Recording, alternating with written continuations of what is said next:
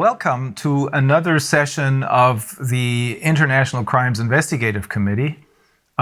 Today we will take a closer look at the United Nations, which many people are aware of, that they are supposed to become the one world government as proclaimed in the Great Reset.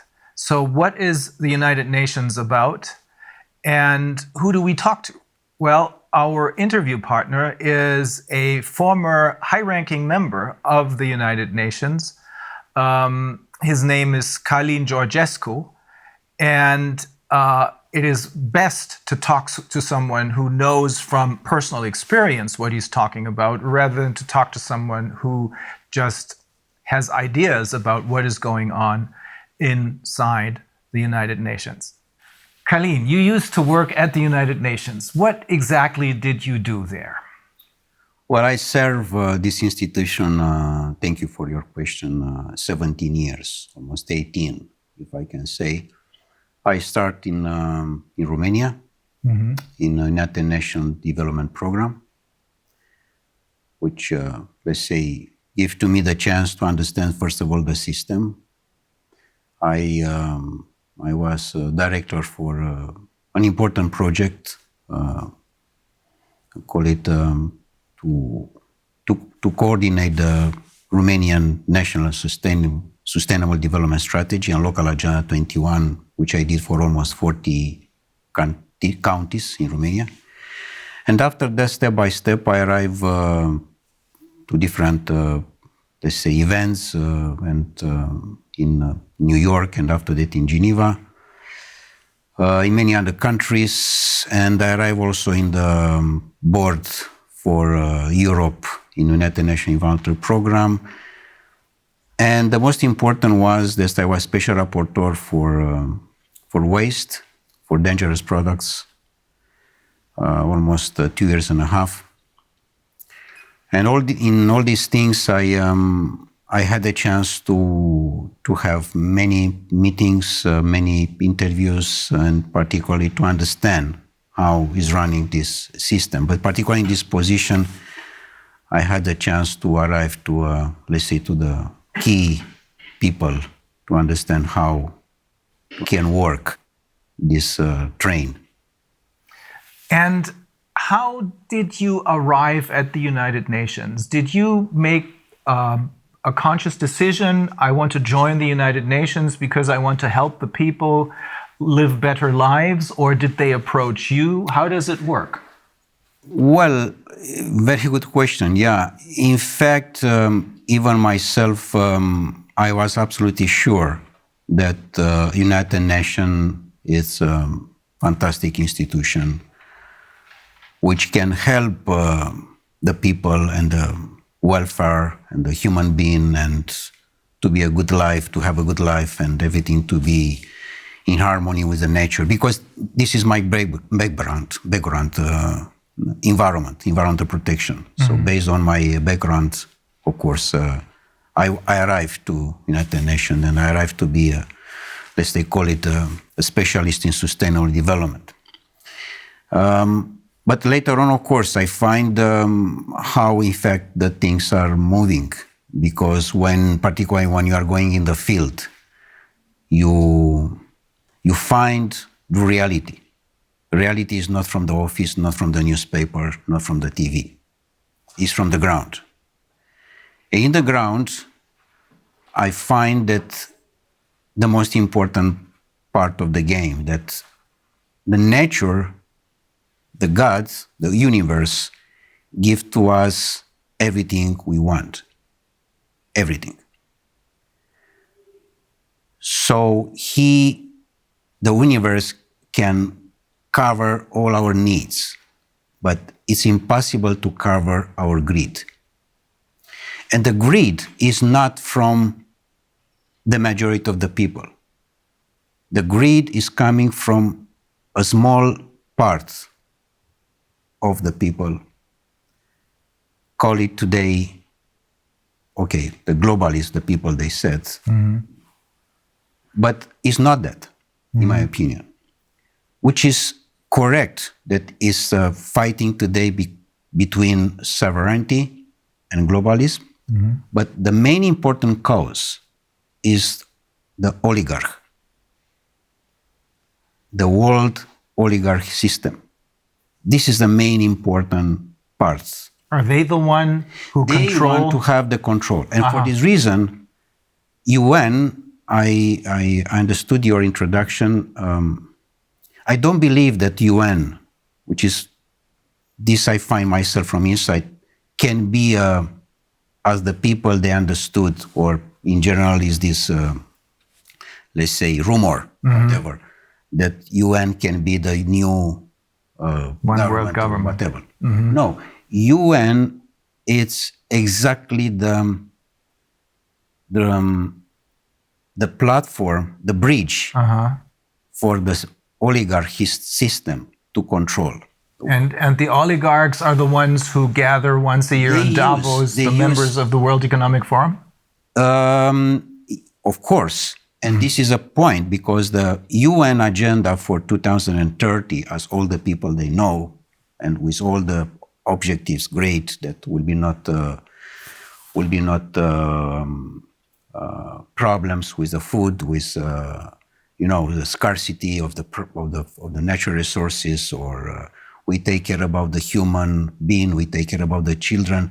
Everything is equal. This platform, this UN platform for 2030 with Davos agenda. So this is a main important point, because UN agenda for 2030 is equal Davos agenda. And here I want to underline one important point, that both of them are NGOs. So in fact, this Davos or World Economic Forum, whatever is nominated, it's an NGO. And in fact, my first question, believe me, was when I arrived, first of all, in Davos, and I have seen so many control and powerful system. I mean, all the, let's say, Swiss police was engaged in this small, very well city, Davos, which is, in fact, is a tourist one for winter time, for skiing, for that. So you cannot find so many troops in any part of the world that you can find in Davos. In other words, the public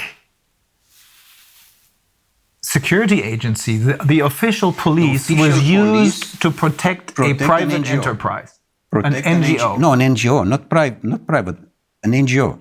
Well, that is a private enterprise, because they have member states, but the organization itself is a private organization, an NGO. Yeah, it's an NGO, yeah, but in a sense that we cannot discuss even about the business, let's say, industry. We discuss about an NGO. And this NGO was protected totally by the public police.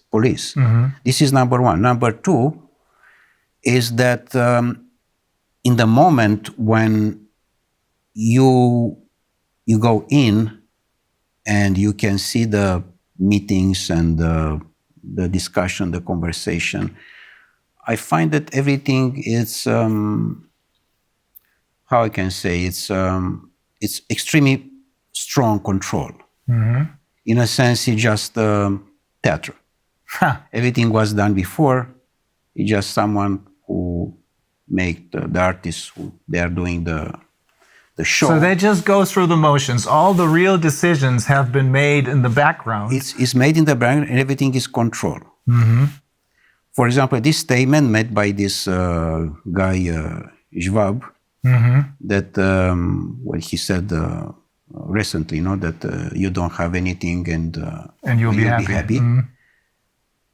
He lost the last sentence. You don't have anything, we shall have. In fact, this is the main important point. Yeah. And again, the problem is that the UN agenda is the same with Davos agenda. This, in fact, is my main topic for our conversation today. And of course, this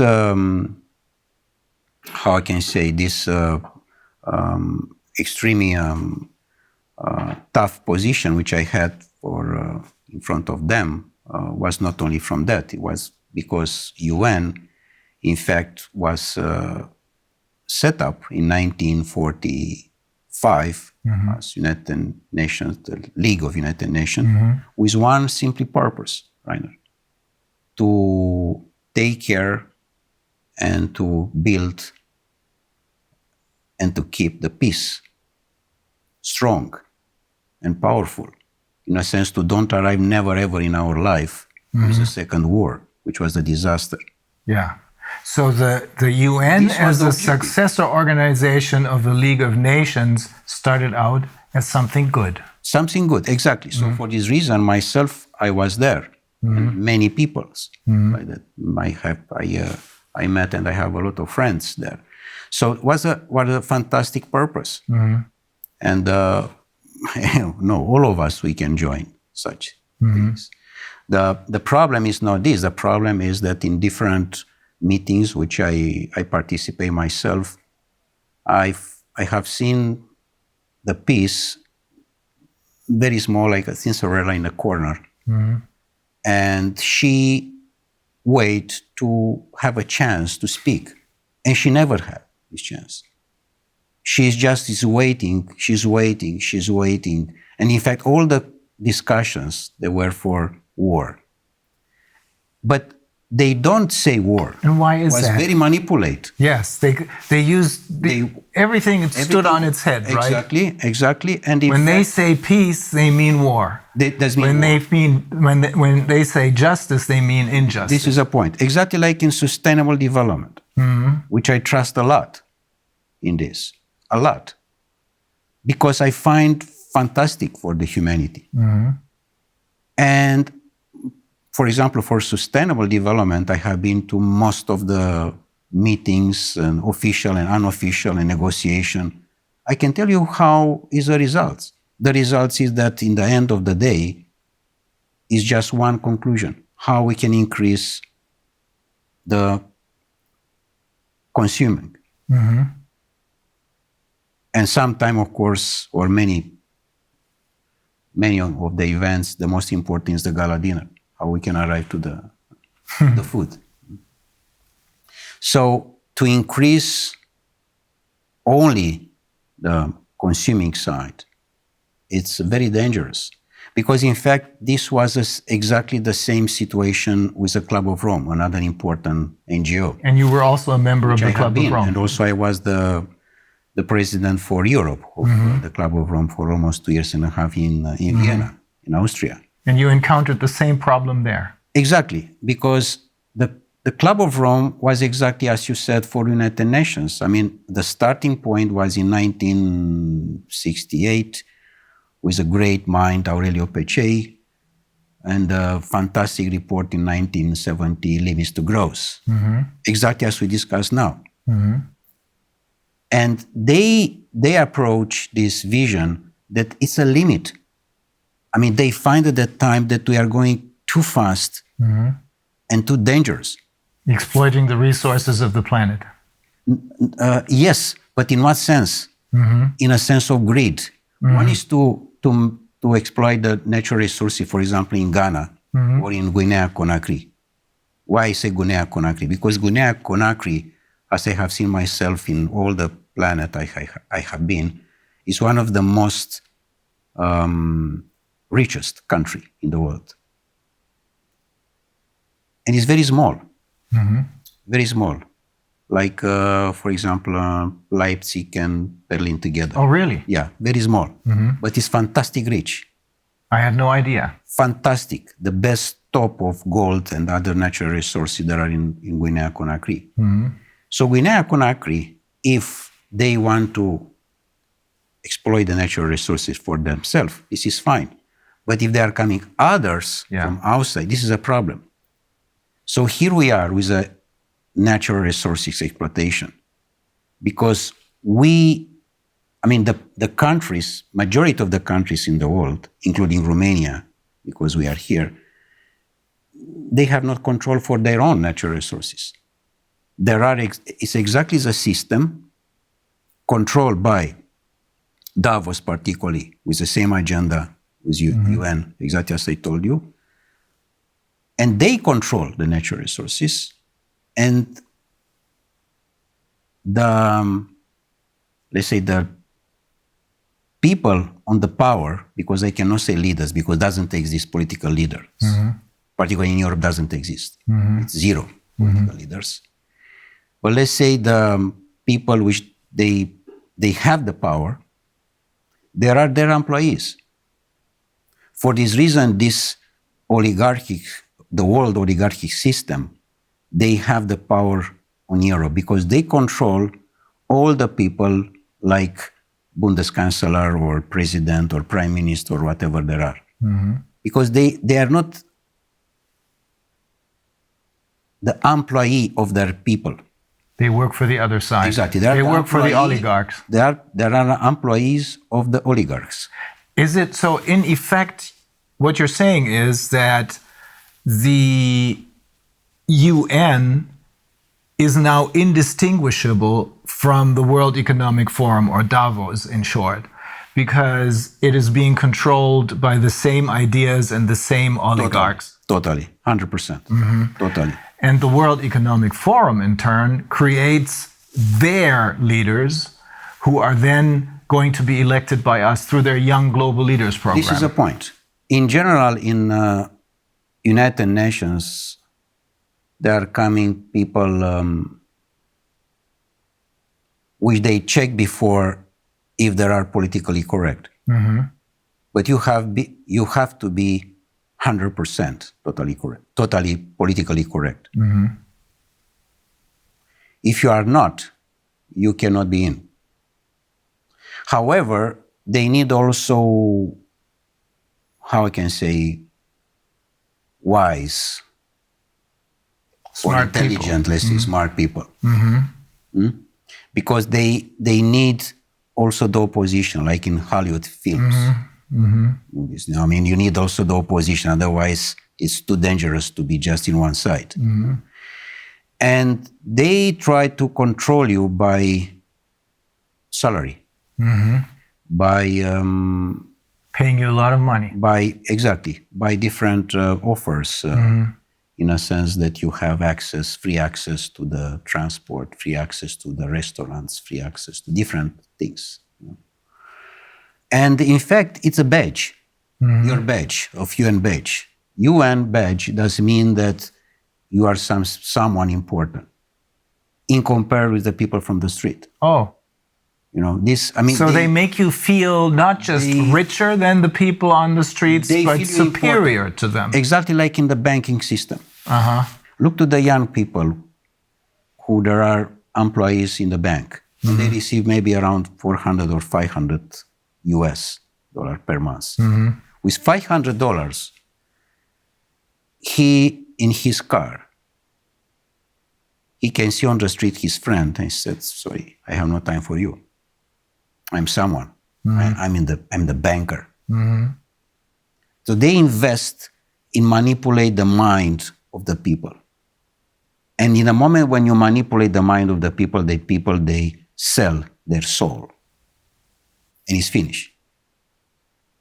So even though they may have started out with good intentions, they choose people who, as you said, are completely in line and are willing to sell their souls. Correct. Exactly. I mean, the starting was perfect.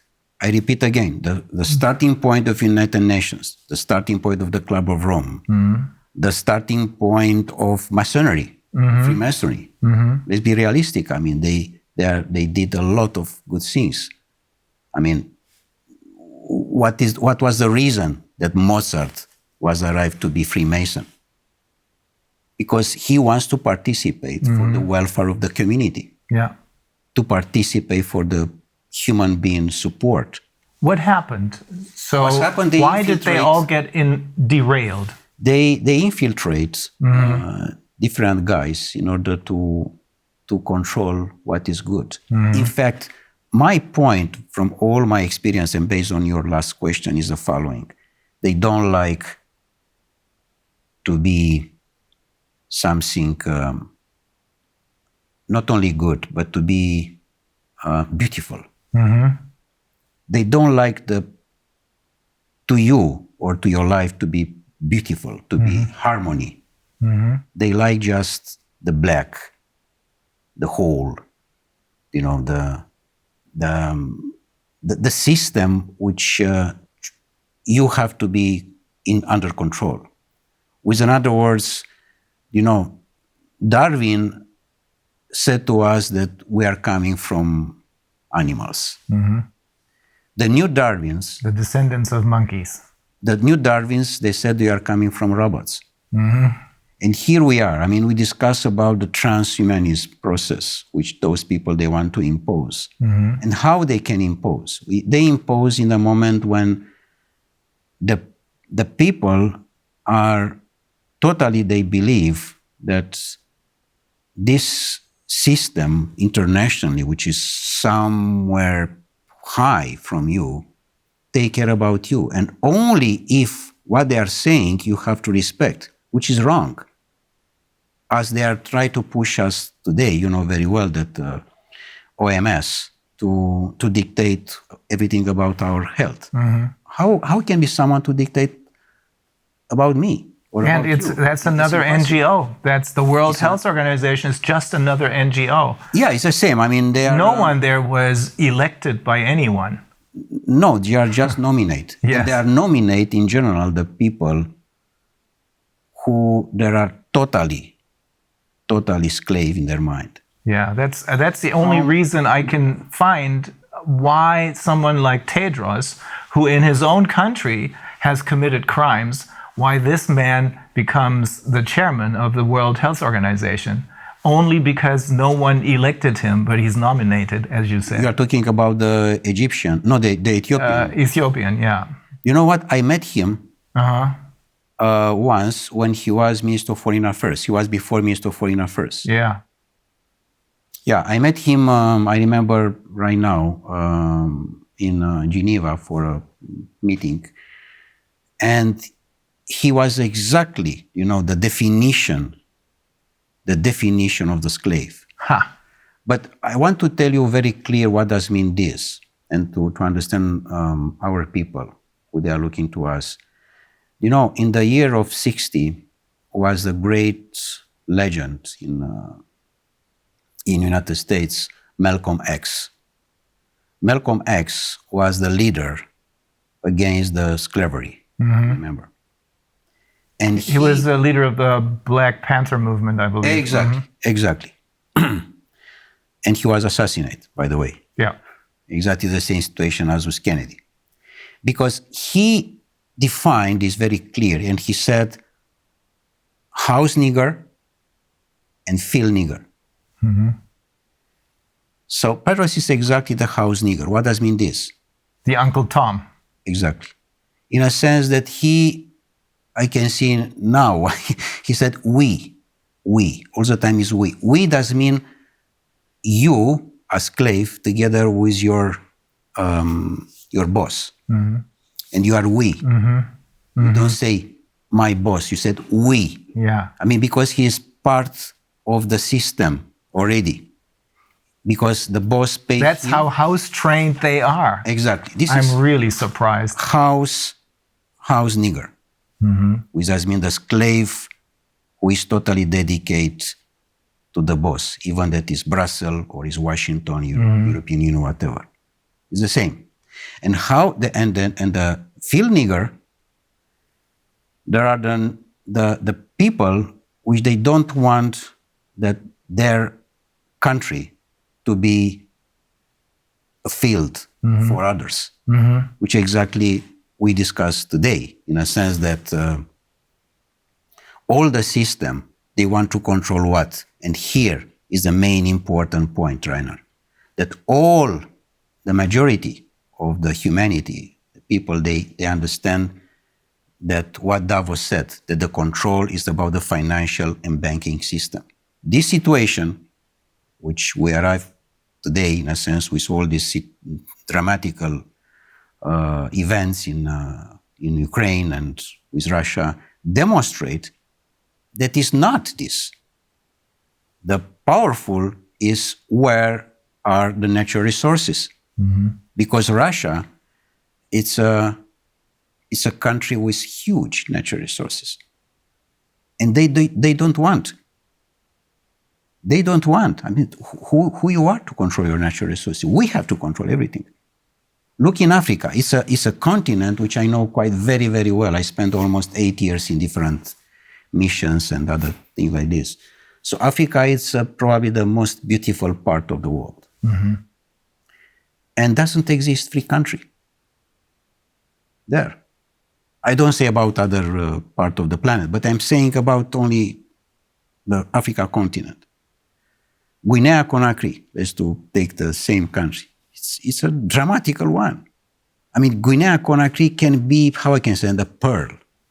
Can be the, a gold lingo bar of the planet. Small, beautiful, fantastic, full of natural resources. Do you understand? Full. Full does mean full.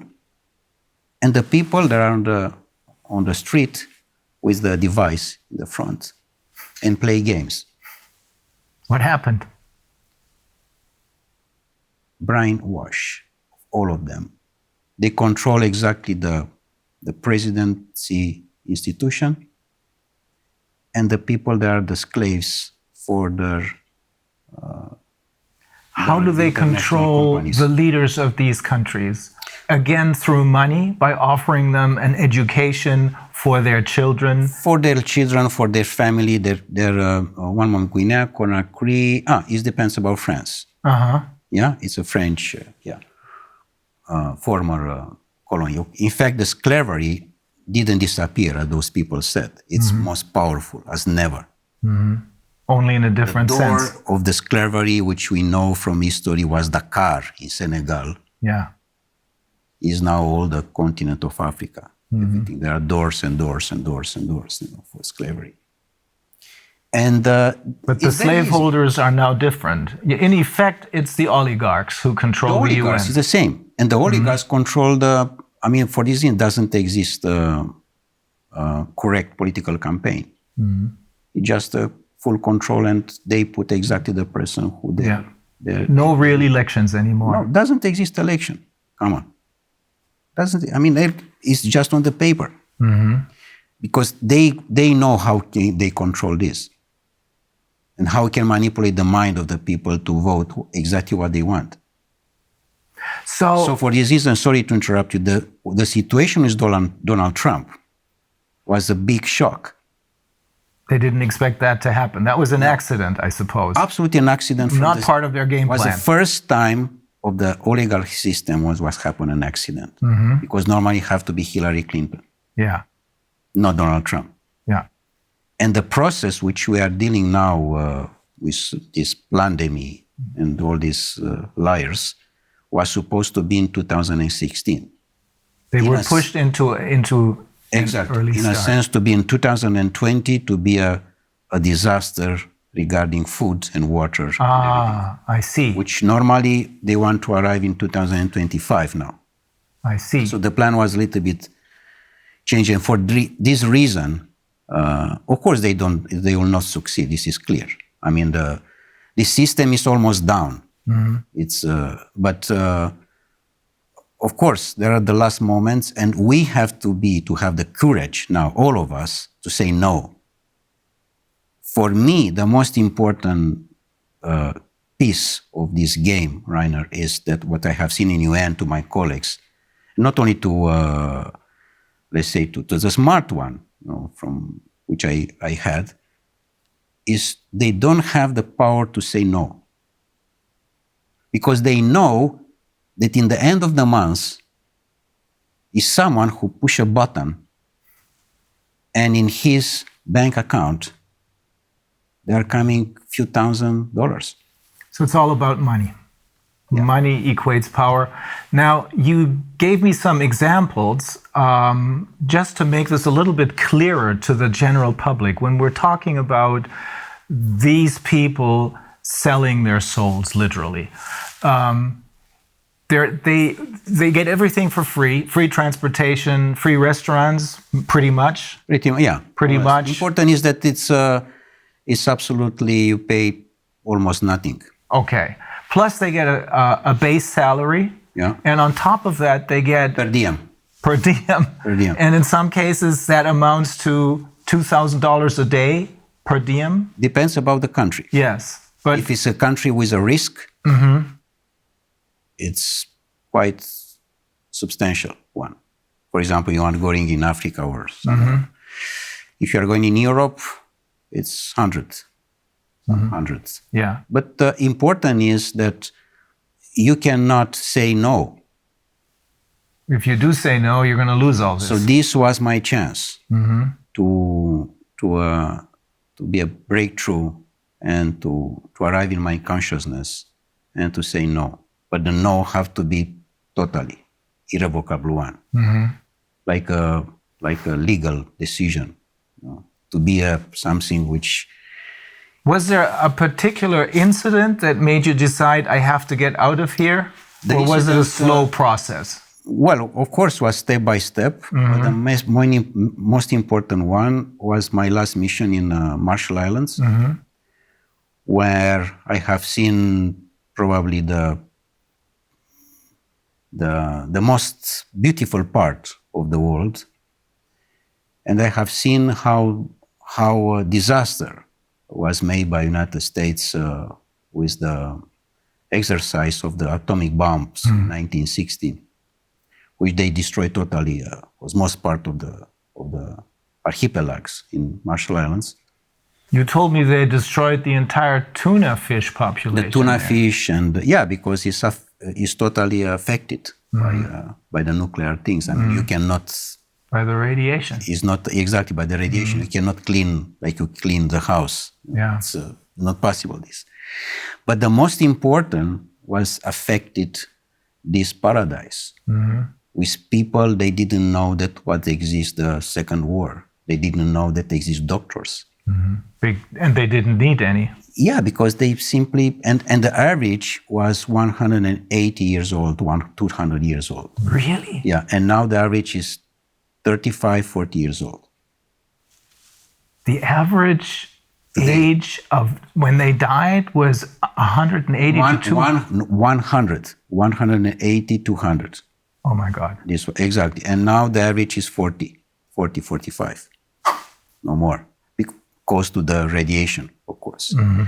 And the most important part was that in the moment when I arrived with the report in Geneva, back on the mission, they did everything. Again, everything was possible to stop me to present this report. And including that they canceled my press conference. And with a respect for the people who I met in Marshall Islands, I'm speaking, of course, the local people, I quit it. I decided to leave forever. So it's not a process of, let's say, someone to say to me or to push me. It was a point of consciousness, plug off matrix.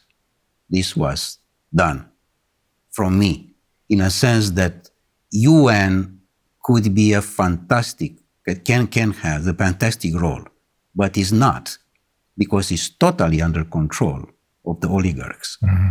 And they try to push so hard this situation that I find in many cases that the people which they assume that they are the employees, I mean, from top to the down or whatever, there are absolutely ridiculous slaves, in a sense that nobody has the power to say no. Just yes men, everywhere. Are there no exceptions to this rule? No exception. And do you know how much costs per year the building in United Nations in Geneva, only in Geneva? It's $2.5 billion per year, just to keep this building with all the employees, with all the cost, with everything. 2.5 billion. 2.5 billion. What you are doing with 2.5 billion in Guinea-Conakry, by the way, we can rebuild all the country in one day. 2.5 billion is not 2.5 million, in order to be very clear, 2.5 billion. So the situation is worst in the moment when, and this is my main important point to you today, is that this is a continuous process.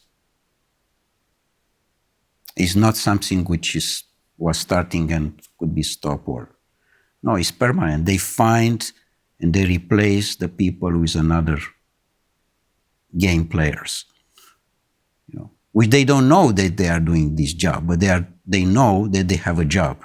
And particularly today, with all the problems, can you imagine what is there? I mean, it's a life of the dream to be the employee of UN. The fact that you work for the UN gives you other special privileges. You told me that you can travel anywhere. You don't need, because you have your UN passport, right? When you have the UN badge, to say like this, you, first of all, you can travel of business class everywhere, even by train or by plane, everywhere. And you have all the privilege. And with this, does mean that you are there. And you don't even have to pay for that? I mean, if you travel business on a plane, you have to pay for it? No, everything is paid by UN, of course. It's not by me, in fact. I don't pay anything, in fact. So it is basically the taxpayers of the world who pay for this, without even knowing it. Yeah, and in fact, the money, they are coming from the country, because it's a contribution for each country. For each member state. For each member state. Each member state make a contribution, of course.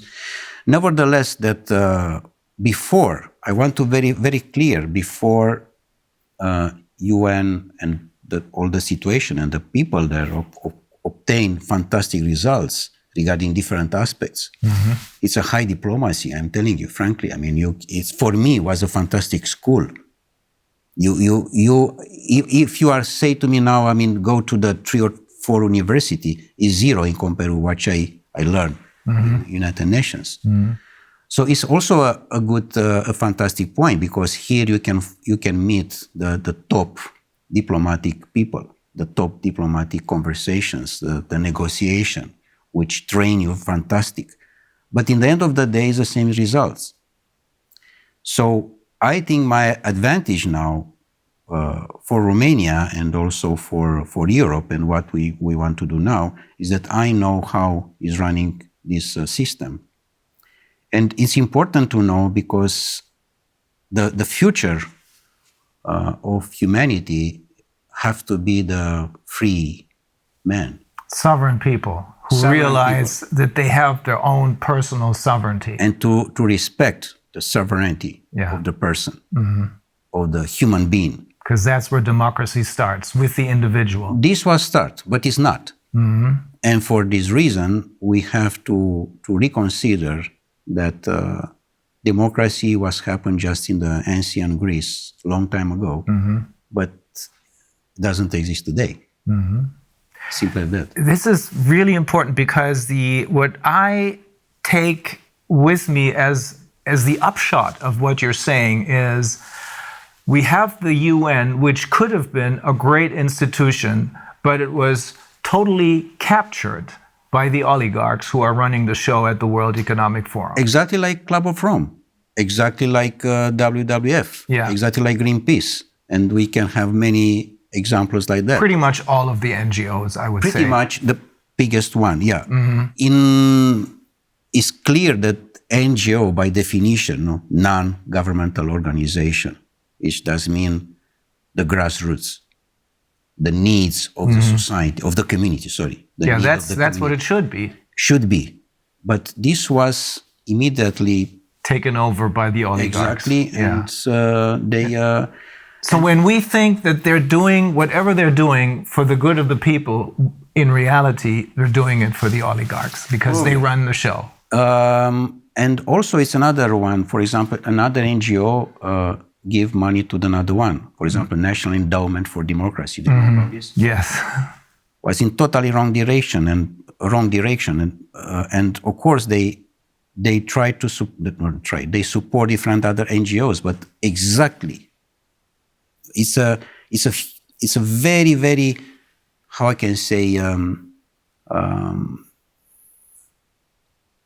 professional manipulation. Very professional, very smart, very intelligent. Just a line, very, very soft. You don't understand that you are part of the system. So here I want to arrive in our conversation, Reiner, that if the people, they understand what does mean the life today, all the governments, they disappear. Once they understand that their governments are not their governments, but their governments, the oligarchs' governments. Not only that they don't understand the life, because the life is not what we know today. For example, we are going to the hotel or whatever we are doing there.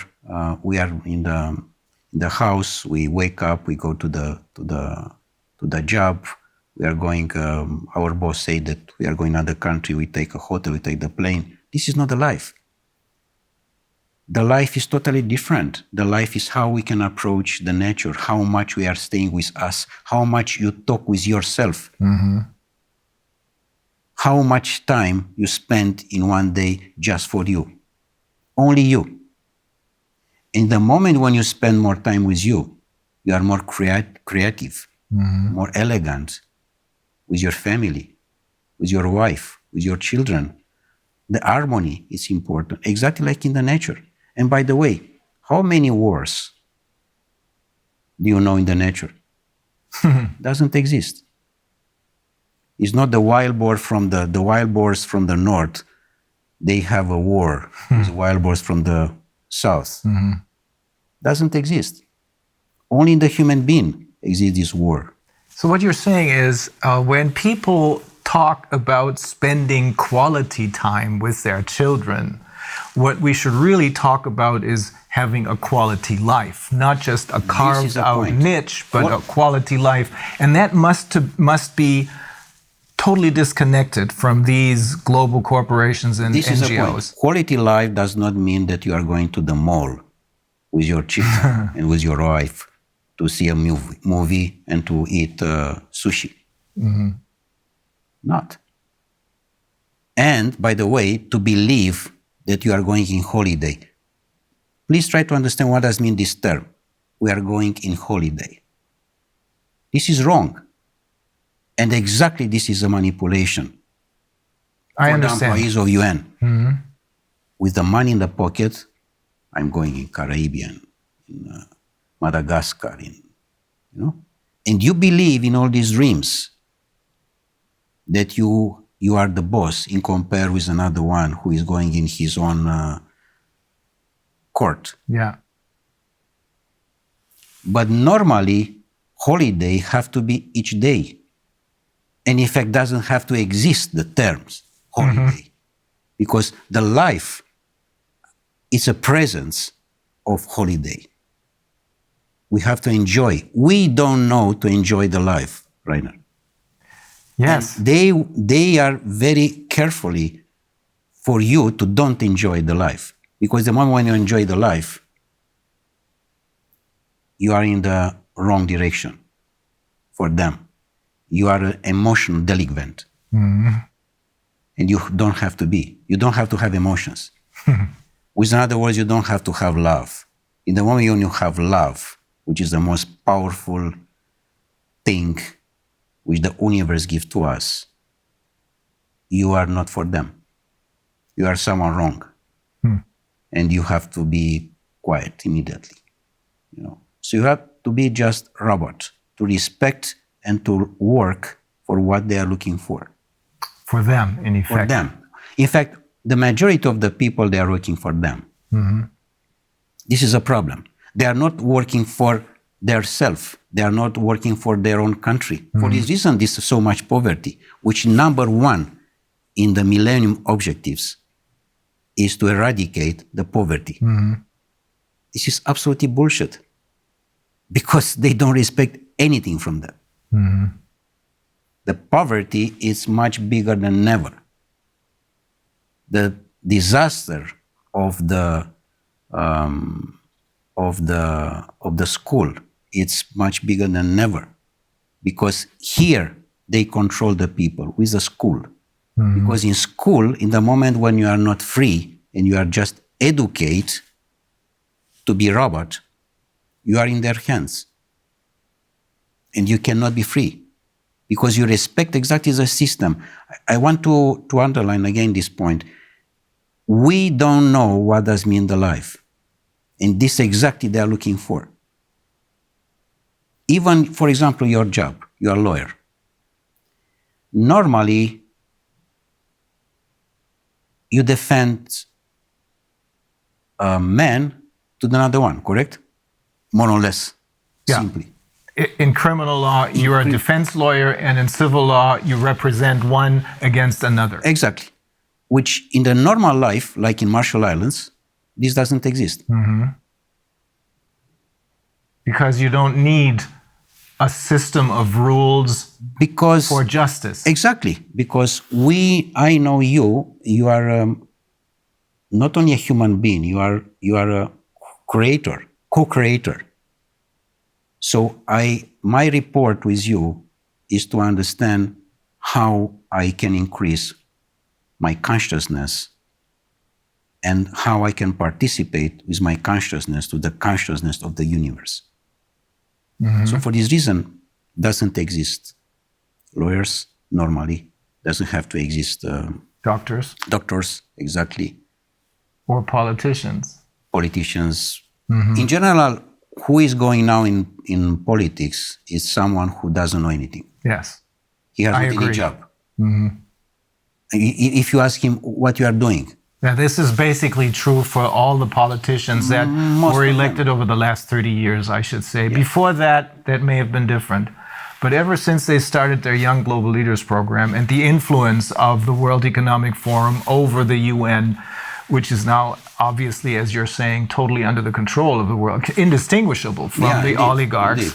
This influence has made it possible for them to infiltrate all layers of society with their own people. This is correct. Absolutely. With their puppets. This, of course, this doesn't mean that we have to leave the situation like that. We have to have courage and to change. Yes, we have to be involved in politics, because this is a situation now the position with who we can change. So we have to use all the terms in order to do that. And the humanity today has a big chance with this situation, because it's a chance for us to wake up. It's a chance to reconsider our life as was done by Creator for us, for each of us, from the beginning of the humanity. Otherwise, it's clear that humanity disappears. Exactly like Einstein said regarding this nuclear power, which you know very well what was made by them exactly in the Second War and was used. The science was used against the human being. Yeah. Which, of course, in the moment when they are using that, hopefully, of course not, it's the end of the humanity. But they have, and they invest to have, and they reinvest to have, and there are, you know very well, we can destroy few planets, not only one, with what we have now today. So it's clear that we are in the wrong direction with this. And in the moment when you have organizations which can change your mind, they have to reduce to the silence. Exactly as UN, which was starting very good, again, was fantastic. But in principle, behind, there were others which they know how they drive this manipulation. in my opinion, the Club of Rome, for example, was started quite very, very strong. I mean, the Limits to Growth was the most powerful book or report, whatever, in the history. Mm-hmm.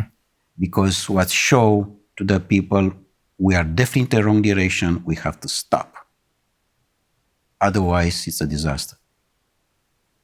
And this was manipulated so delicate that Club of Rome now is absolutely nothing. Because they arrived to the climate change, they arrived to the carbon credit, things which doesn't exist. And this is all about money. It's not a manipulation. Because through the ICCP, they're creating more money out of nothing for themselves simply by lying to the people about climate change, which doesn't exist. Yes. Climate change. Well, I'm not saying this because this is what I think, but it's because the founder of Greenpeace, Dr. Morris, I forget his last name. He had a declaration. Yeah, and he's a scientist. He holds several degrees, one of them in biology, I think, and he explained to us in great detail that climate change is a myth. They invented it so that they would be able to sell these... Not only to impose a fear of the people and to accuse you. That is always the major problem, fear, because that's what they're using. And in order to keep us in fear, they need to have all of their little tools in their toolbox.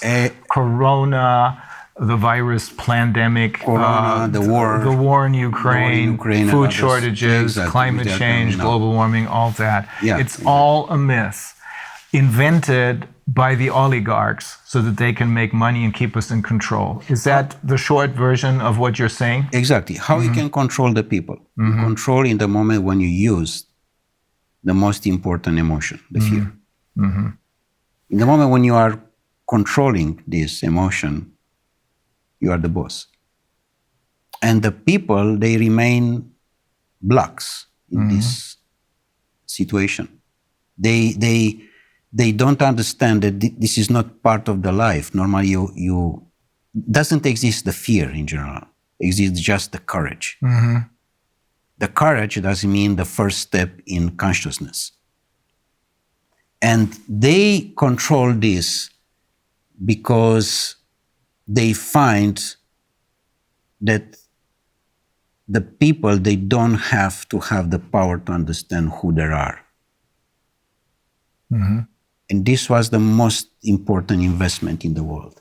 The society doesn't need you to be wise. Because if you are wise, you are looking for freedom. And any society doesn't need you to be free. Because if you are free, doesn't mean that you have questions. You will be a rebel. You will be a lion.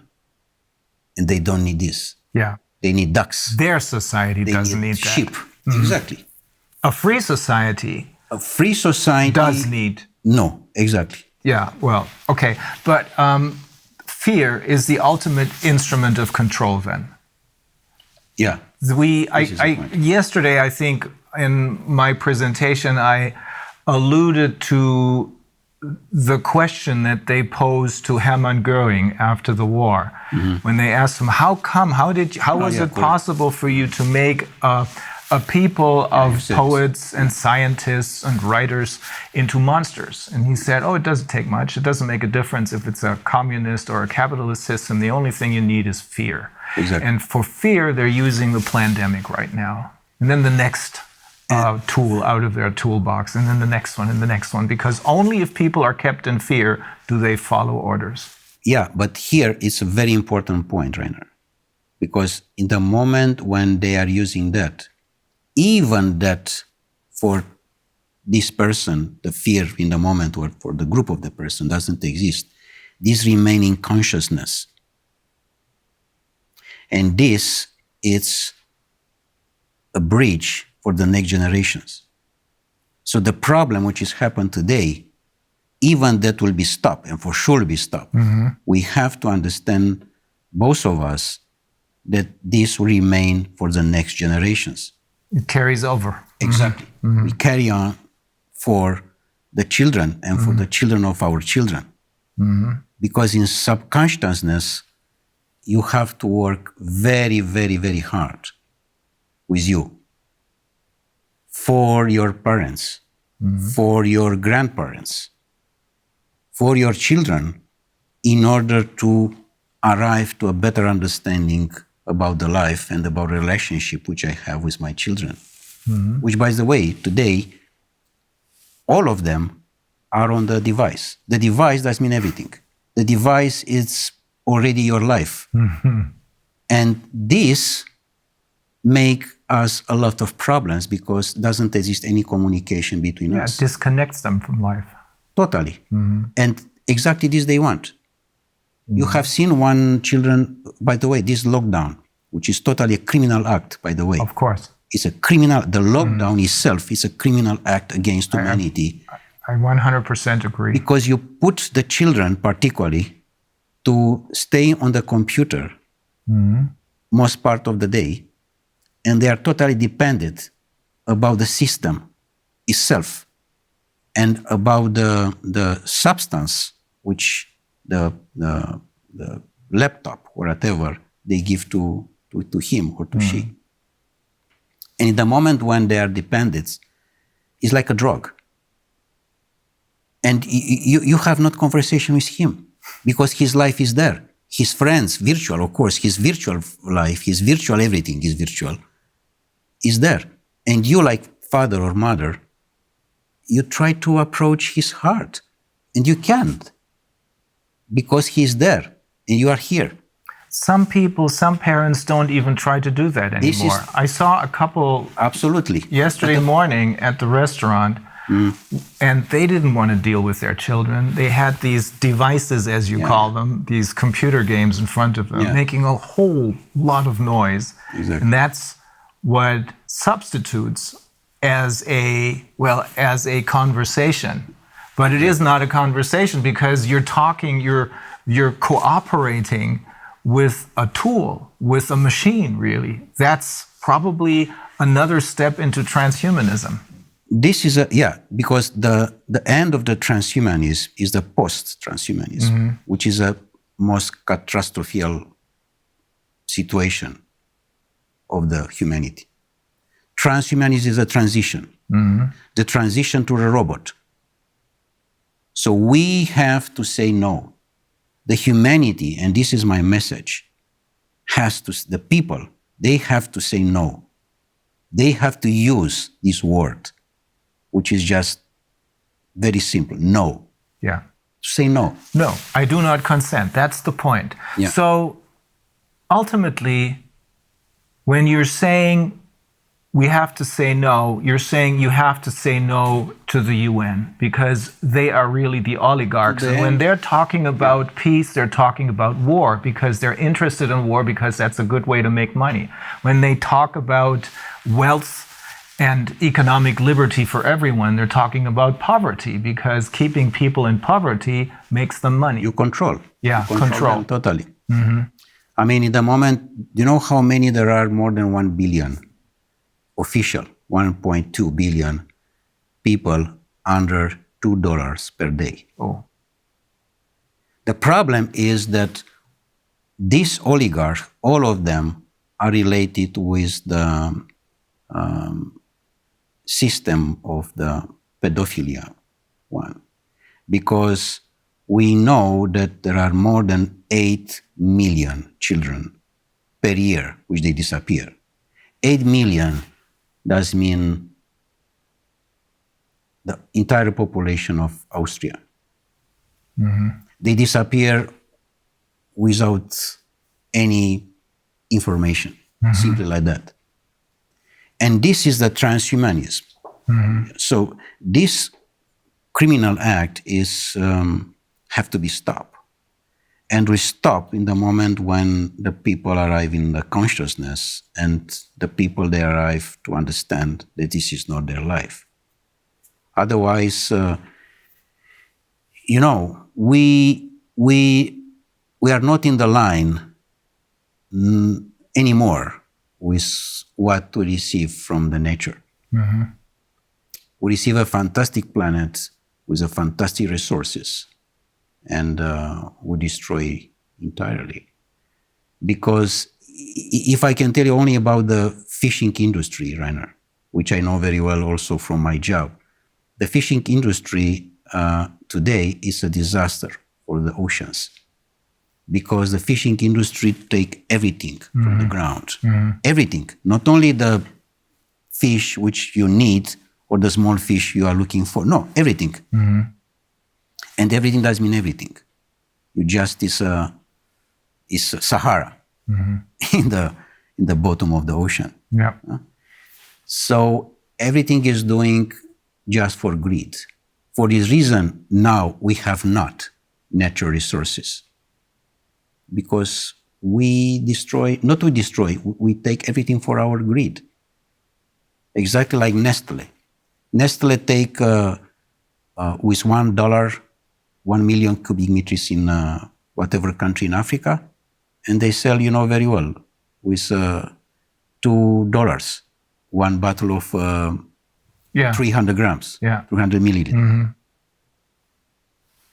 They are trying to monopolize our resources. It goes very far. We have learned from some of the people who we interviewed, we have learned they're even trying to monopolize the air. Do you know how is with this situation with water, by the way? I present this also to my students and also in UN. I made a report on that. I said, this is wrong to have a plastic bottle on the table. Number one, because it's in the plastic, which automatically is not nature. But number two is that because the water have to be in any place, in any house, in any restaurant, free. Free. How you can have the idea to make money for what is natural? Yeah. This is for everybody. Yes.